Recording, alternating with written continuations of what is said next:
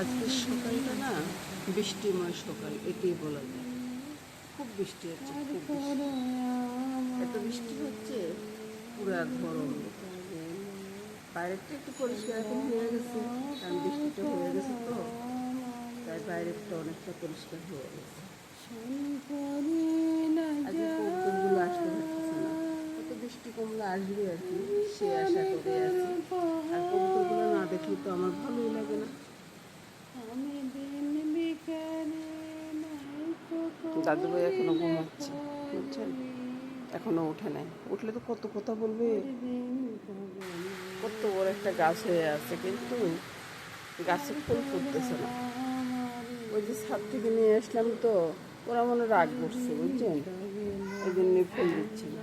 জবা গাছে দুই একটা করে ফুল ফুটতেছে এখন, 4-5টা হয়। আর বাকি গাছগুলো তো কেটে দিচ্ছি, এখন নতুন শাক করতেছে। আর শাকগুলোর পাতাও ঝরে যাচ্ছে, যে বৃষ্টি হচ্ছে বৃষ্টিতে পাতা সব ঝরে যাচ্ছে।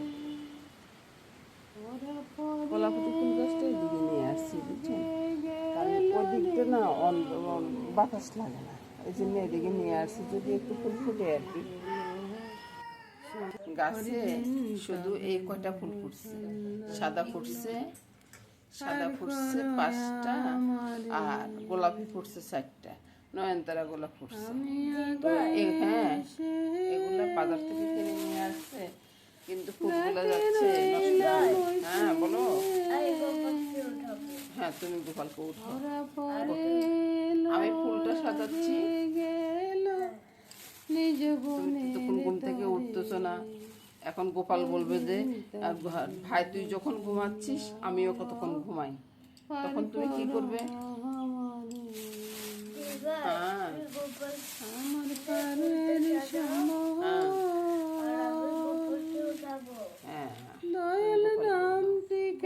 তুলসীটা নিলাম গোবিন্দের জন্য।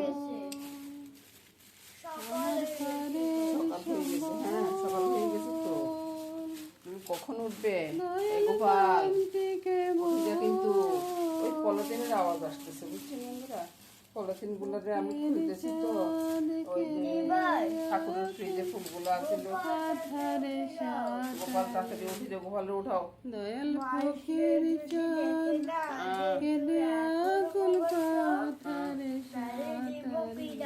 পিঠা দিব, মা তো আগে তোরে পিঠা দিব। মা বলবে যে তুই এতক্ষণ ঘুমাইলি কেন, স্কুলের সময় গেছে না, কোথায় গেলি? এই তো সবকিছু সাজানো হয়ে গেছে বন্ধুরা। এবার আমি যাব, আমি ওই যে 1 কাপ জল খাবো আর কি। জল খেয়ে 1 কাপ বলতেছি, বলুন 1 গ্লাস জল খাবো, খেয়ে একটু বসে মশলার চাটা খাবো, এই আর কি। এই নিয়ে আজকে সকালটা শুরু হলো। জয় গোপাল, জয় গোবিন্দ, তুই দিনটা ভালো রাখিস প্রভু। উঠে বস। টোল তুলে সব কিছু গোছগাছ করে দিয়ে, আর মামনি তো এদিকে জল চা এগুলা নিয়ে নিয়েছে, এগুলা খেটে তারপরে চলে আসলাম বন্ধুরা রান্নাঘরে এসে প্রথমে আলু ভাজি আর ডালটা করলাম আর কি। আলু ভাজিটা সকালবেলার জলখাবারের জন্য, আর ডালটা তো দুপুরবেলার জন্য, সেটা আপনারা জানেন। আর এদিকে বন্ধুরা ওই যে 5 মিশালি তরকারিটা, যেটা আমরা বলি লাবড়া, ওই লাবড়াটা রয়ে গেছে কালকার, ওইটা জাল করে নিলাম, ওইটাও রুটির সাথে খাবো, আলু ভাজি আর লাবড়াটা। আর এদিকে আসুন, দেখুন, মাথা ভেজেছি আজকে, অনেকগুলো মাথা জমা হয়ে গেছে, আরও অনেকগুলো মাথা ফ্রিজে রয়ে গেছে। তো আজকে মাথা দিয়ে আলু দিয়ে একটু মুড়ো ঘন্টার মতো করবো, আর পেঁয়াজ দিয়ে মাছ দিয়ে করবো। মাছগুলো এখনও ধুয়ে নিয়ে আসিনি। একদিকে পাইফেনটা বসিয়ে দিলাম ছোট, আর একদিকে কড়াইটা বসিয়ে দিলাম। তো কড়াইতে তেলও দিয়ে দিয়েছি। এবার রান্নাটা দেখতে থাকুন বন্ধুরা, শেষ পর্যন্ত দেখবেন, কিন্তু দেখি তারপরে মন্তব্য করবেন। তেলটা আমি 2 দিকে দিয়ে দিচ্ছি। তো এদিকে বন্ধুরা আমি ওই যে আলুটা ভাজবো আর কি, পাইকারি দিচ্ছি, আলুগুলো ছেড়ে দিচ্ছি, আলুটা ভাজা হয়ে যায়। আর এদিকে মাথাটা দিব, মাথাটা দেওয়ার সাথে সাথে কিন্তু ছটফট করে আওয়াজ হবে, তো সেই জন্য আমি এখনই দেখাচ্ছি না, মাথাটা দেওয়ার পরে দেখাচ্ছি। দেখলেন তো, মাথা দিয়ে ঢাকনা দিয়ে রেখেছি, নাহলে তো আমার গায়ে পড়বে না। মাথার ভিতরে একটু নুন আর একটু হলুদ দিয়ে দিই, কালারটা সুন্দর হয়ে যাবে আর কি। আর ওইদিকেও বন্ধুরা আলুর ভিতরে আমি একটু হলুদ দিয়ে দিচ্ছি। তো ওই মাথার করিয়াটা ওইদিকে নিয়ে আমি এদিকে আলুটা নিয়ে আসছি। আলুটা নিয়ে আসছি কি জন্য, আমি কি কি দিচ্ছি সেটাই দেখাবো আর কি। কাঁচা লঙ্কা, আদা আর চিনি গুঁড়ো, আতপ চাল, এটা দেওয়ার পরে না সুন্দর একটা গ্রাম হবে, বুঝছেন বন্ধুরা। আপনারা চেষ্টা করবেন এইভাবে দেওয়ার। রসুন পেঁয়াজ দিতে অনেক খেয়েছি, এভাবে একবার রান্না করে খেয়ে দেখুন না, ভালোই লাগবে।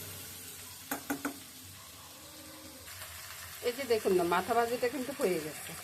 আর দেখুন লাইট জ্বালাই আমি কাজ করতেছি, পরাত্রি অন্ধকার।